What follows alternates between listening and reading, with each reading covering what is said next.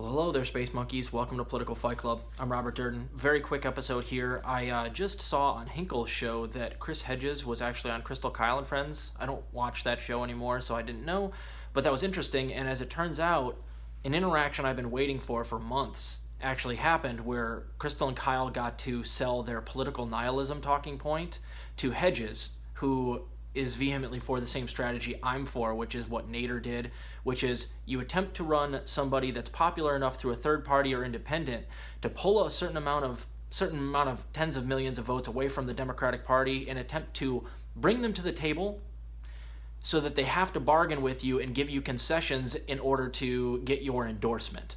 And you just say, as Nader or whoever happens to be in that position that pulls those millions of votes away from the Democrats, you say, you can have my endorsement if you give me XYZ executive orders on day one. You're going to say publicly over and over again before we get your endorsement set up that you're going to be doing these on day one via executive order. Otherwise, you cannot have my endorsement and you will never win again.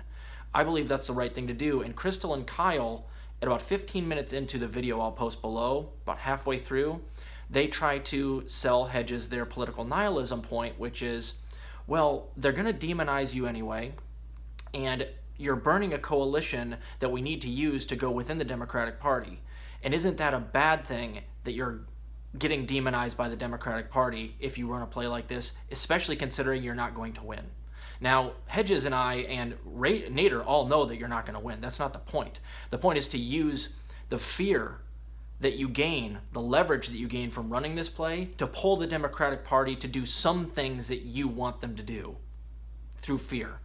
And so Hedges gets partial credit for his answer to Crystal and Kyle, which is, he says, well, ask yourself why they're demonizing you. It's because you've made them afraid. You can expect this demonization, and that's evidence by itself that you have gotten the fear that we need in the Democratic Party to get them to make concessions. That's partial credit.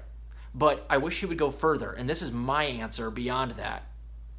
Yes, it's evidence that they are fearful of you, and that's step one, but we know from Donald Trump that the ire coming from your party is not a bad thing, and in fact, it usually backfires.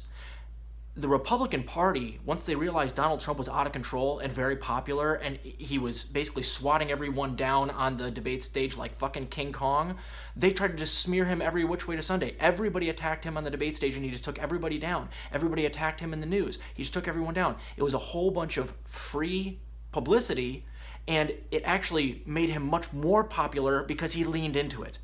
So I would argue that the base premise that you guys are saying, or that you guys are using, Crystal and Kyle, that it's necessarily a bad thing, you're getting demonized by the Democratic Party, is not a bad thing. It's in fact a very useful weapon, and in fact necessary to become popular enough to even pull off the play.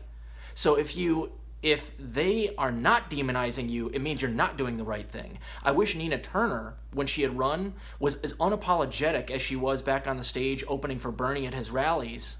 And then you know what would happen? The media and the Democratic Party would have smeared her every which way to Sunday, and her popularity would have skyrocketed. Same thing happened with Trump. It's not a bad thing to get smeared by universally hated institutions like mainstream media. You know, it doesn't hurt Trump to get smeared constantly by CNN and MSNBC. His base sees that as a good thing. If you are not getting smeared by those two channels, if you're running as a Republican, then they don't see you as doing the right thing. So in fact, I reject the base premise that Crystal and Kyle are running with here. I think it's overtly unnuanced, because you don't in fact need the blessing of the Democratic Party to become president. You can run outside the Democratic Party over and over and over again, and it'll take a long time. But they're never going to let somebody like Bernie as president. We have evidence of that through the Democratic Party. So, in fact, their play doesn't make any sense. And I would even go so far as to say, okay, even if I grant you that it's viable to run like Bernie and to win through the Democratic Party, Bernie ain't running again, and who do you guys have to offer that even remotely could pick up his mantle? Nina, she got her ass kicked, and she outraised her opponent 2-1. Who is this fantasy heir apparent to Bernie that you guys have lined up for your naive play? AOC? She can't get a sentence out of her mouth. You want to put her on the debate stage with some of these people with her incoherent fragment sentence babble that sounds like Nancy Pelosi 30 years ago? Who do you have?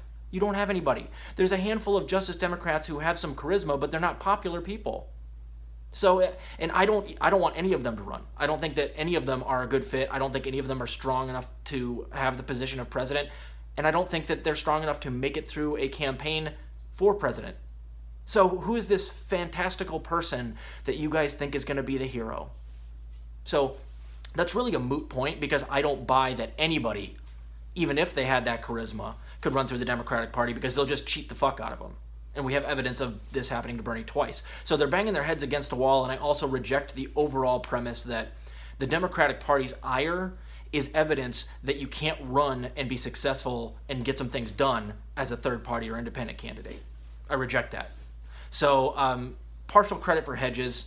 The answer that he said was, the fact that they're fearful and that they're smearing you means you're doing something right. That's correct. Beyond that, though, lean into that.